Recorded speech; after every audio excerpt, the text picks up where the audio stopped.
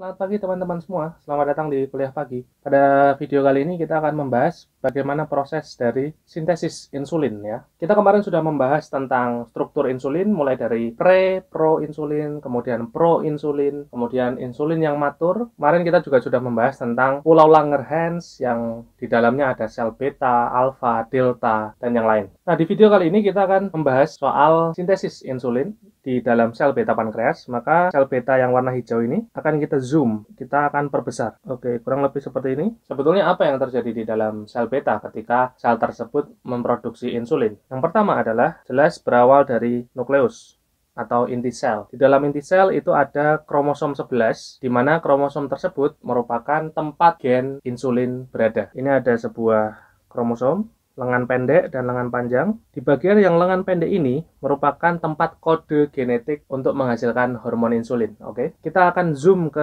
lengan pendek dari kromosom 11. Kurang lebih gambarannya seperti ini. Katakanlah lokasi dari gen untuk hormon insulin itu ada di sini.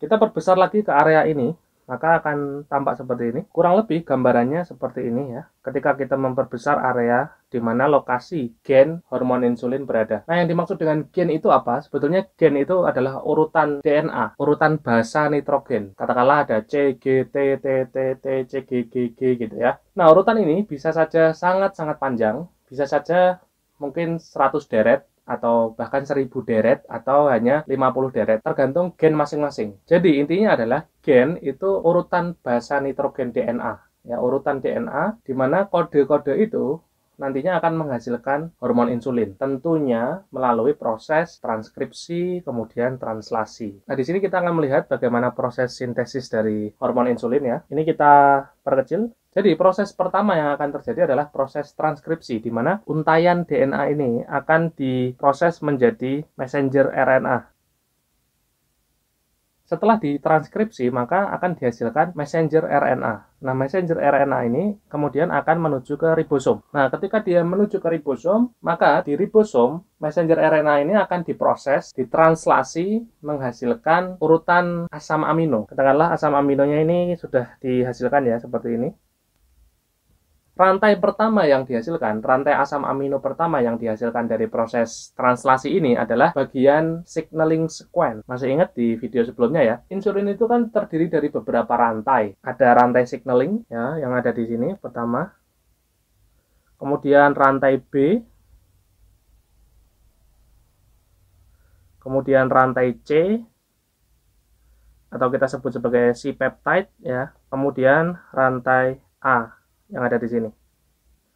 Pada proses translasi, rantai yang pertama kali dihasilkan adalah rantai signaling yang ini. Kemudian setelah rantai signaling dihasilkan, mereka itu akan bersama-sama menuju ke retikulum endoplasma. Jadi mereka akan menuju ke sini ya, ke retikulum endoplasma. Kemudian ribosom akan tetap mengerjakan tugasnya, yaitu melakukan translasi, sehingga panjang dari rantainya itu akan terus bertambah, tambah panjang. Dia akan masuk ke dalam retikulum endoplasma, sampai pada akhirnya akan terbentuk sebuah formasi seperti ini. Inilah yang kita sebut sebagai pre-pro-insulin. Setelah pre-pro-insulin ini jadi, selanjutnya akan datang di dalam retikulum endoplasma itu akan datang sebuah endopeptidase. Itu semacam gunting. Endopeptidase ini akan memotong bagian signaling sequence. Jadi akan membreakdown signaling sequence, sehingga signaling sequence-nya hilang. Kita hapus ya.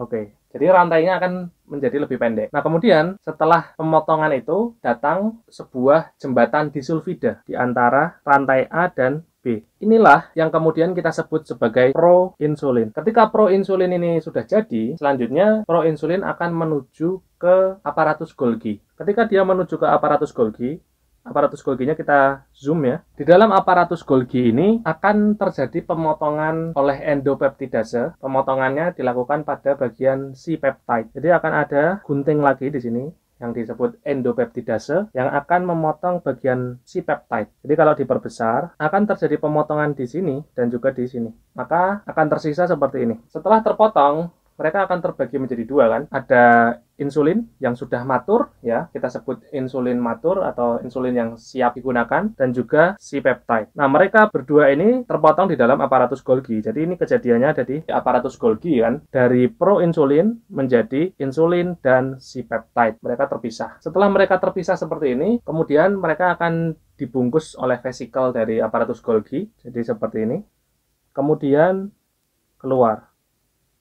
Nah, jadilah insulin yang siap digunakan. Jadi, si insulin yang sudah siap digunakan ini di dalam vesikel itu bersama-sama dengan si peptide. Nah, terkadang proses dari pemotongan si peptide oleh endopeptidase ini itu bisa berlangsung sampai di dalam vesikel. Jadi tidak hanya berlangsung di dalam retikulum endoplasma saja, tapi terkadang proses itu bisa terjadi sampai di dalam sini. Terkadang juga ketika insulin itu dilepas ke dalam tubuh, terkadang ada insulin yang masih dalam bentuk proinsulin. Jadi guntingnya itu belum sempat motong si insulinnya, udah disekresikan. Tapi itu dalam jumlah yang sedikit. Ya, yang seperti itu dalam jumlah yang sedikit. Kebanyakan sudah dipotong, tapi ada beberapa ditemukan insulin itu yang belum terpotong, masih dalam bentuk proinsulin. Ya, jadi belum siap digunakan. Nah, di dalam sel beta pankreas, insulin ini kalau masih belum digunakan, dia akan disimpan dan berikatan dengan zinc.